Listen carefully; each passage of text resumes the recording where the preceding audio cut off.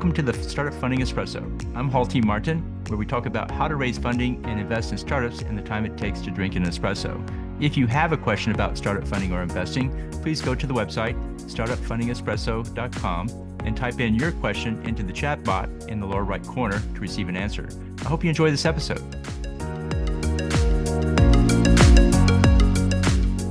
Hello, this is Hall T. Martin with the Startup Funding Espresso, your daily shot of startup funding and investing. In providing synthesized answers to the investor, here's a list of key mistakes to avoid.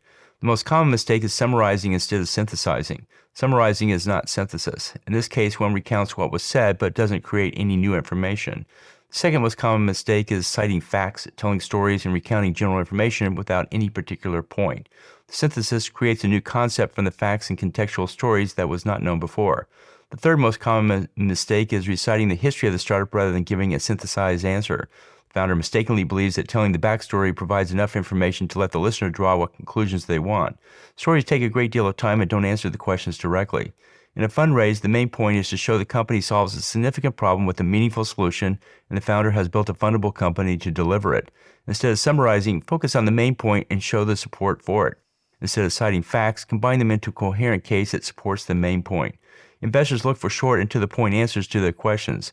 And finally, avoid using the story form for most answers. Thank you for joining us for the Startup Funding Espresso, where we help startups and investors connect for funding. Let's go start us into today. Hall T. Martin is the director of Investor Connect, which is a 501c3 nonprofit dedicated to the education of investors for early-stage funding. All opinions expressed by Hall and podcast guests are solely their own opinions and do not reflect the opinion of Investor Connect. This podcast is for informational purposes only and should not be relied upon as a basis for investment decisions.